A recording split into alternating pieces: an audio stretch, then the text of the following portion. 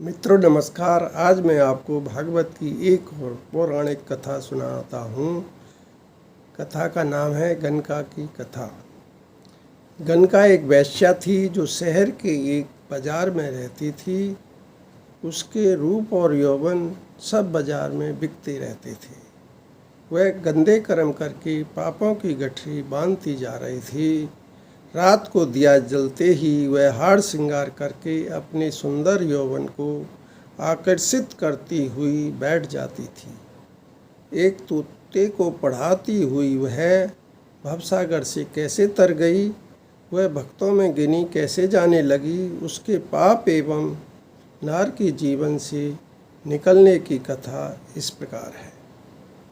वह बुरे कर्मों में व्यस्त जीवन को ही भूल गई थी। एक दिन एक साधु जिसके पास एक तोता था वहाँ आ गया। वह साधु नगर से बाहर रहता था और भीड़ भाड़ में कमी आता जाता था। उस रात इतनी वर्षा हुई कि वहाँ ऊंची नीची धरती पर जल ही जल दिखाई देने लगा। साधु ने देखा कि उसका तोता भी सर्दी से मरने लगा है। वह तोता उसको प्राणों से भी प्यारा था, क्योंकि वह राम राम जपता था। उसने तोते के पिंजरे को उठाया और नगर की ओर चल पड़ा। उसने अपनी गुदड़ी तथा अन्य वस्त्र और ऊपर किए हुए थे। वह पैदल चलता हुआ नगर में आया, पर कोई ठिकाना नहीं मिला। रात का समय था। सब लोग अपने अपने घरों के द्वार बंद करके बैठे थे। चलते चलते गणका का घर आया। द्वार खुला हुआ था और दिया जल रहा था। वह भीतर गया। गणका साधु को देखकर मनी मन बहुत प्रसन्न हुई कि वर्षा और तूफान में उसके पास ग्राहक आया है जिससे पैसे मिलेंगे। उसने बड़ी खुशी से कहा, आओ, मैं आपका ही रास्ता देख रही थी। गणका की बात सुनकर और उसके रूप श्रृंगार को देखकर साधु बड़ा हैरान हुआ। उसने गणका से कहा, पुत्री, वर्षा के कारण मेरी झोंपड़ी बह गई है। मैं अपने तोते सहित सहारा लेने आया हूँ। पुत्री सबसे गणका का पापी मन काँप उठा, परंतु फिर वह मायूस होकर बोली, आपको रात ठहरना ही है।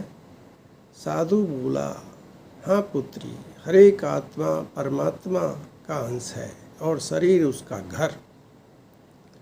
पुत्री, परमात्मा ने तुम्हें सभी सुख के साधन दिए हैं, तुम उसे अवश्य याद करती होंगी। साधु सहज भाव से बोलता गया। उसकी आत्मा बड़ी निर्बल थी, परंतु गणका, जिसका वास्तविक नाम चंद्रमणि था, साधु की बात सुनकर घबराने लगी। वह तो पापिन थी। उसने घबराकर पूछा, आप साधु हैं?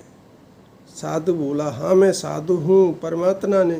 परमात्मा ने मुझे साधु बनाकर अपने नाम के सिमरन में लगाया है। वही सबका जीवन दाता और अन्नदाता है।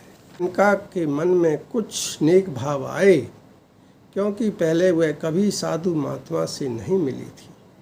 उसके पास वही पुरुष आते थे जो उसके तन का सौदा करके उसके मैले मन पर और अधिक मैल फेंक देते थे। उस दिन गणका सुबह स्नान करके घूमती रही। वर्षा अभी भी हो रही थी।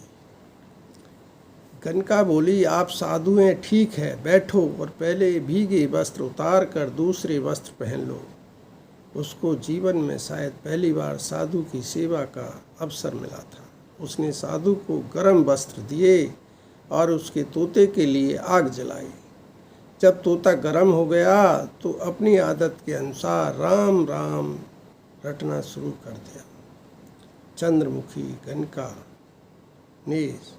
चंद्रमणि गणका ने साधु से पूछा, महाराज, भोजन करोगे? साधु ने कहा, हाँ पुत्री, मैं और तोता दोनों भूखे हैं। मेरे पास जो कुछ है उसे स्वीकार करो महाराज, परंतु मैं वेश्या हूँ। मुझे यहाँ 12 साल हो गई। पुरुषों के मन की खुशियाँ पूरी करती रही हूँ। मैं तो पापिन हूँ।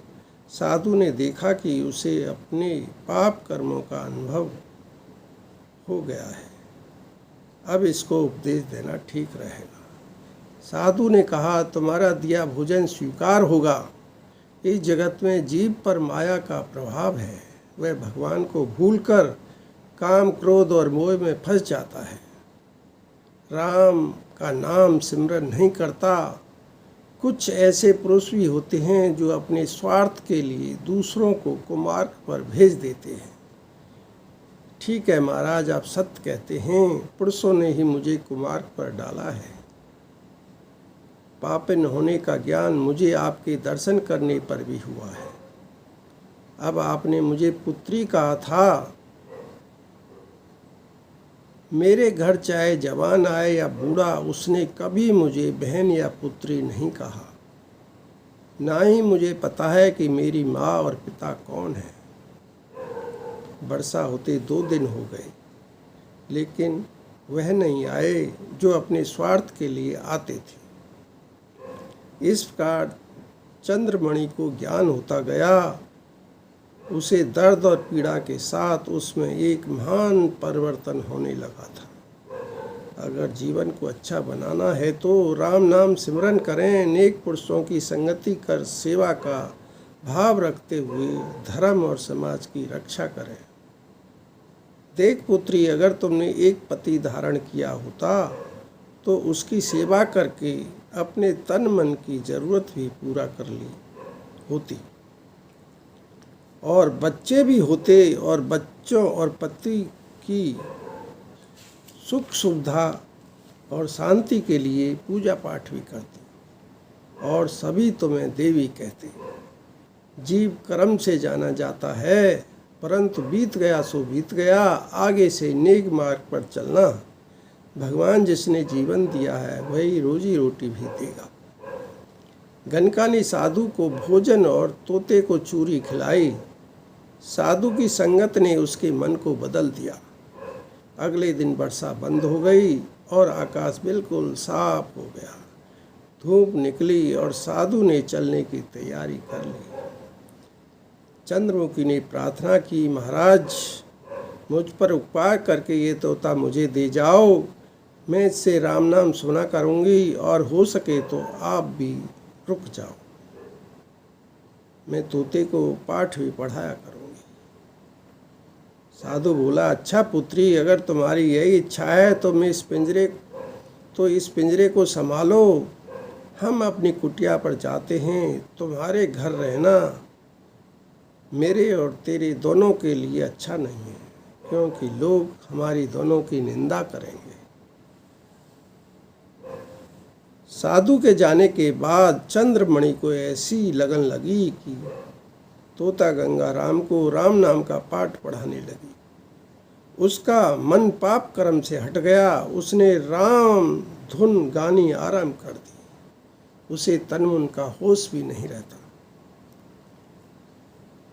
गनका चंद्रमणि की भक्ति देख भगवान प्रसन्न हो गए और उसे अपने पास बुलाने का बहाना बना लिया। भगवान ने तोते के पिंजरे में सांप का रूप बनाकर कालदूत को भेजा।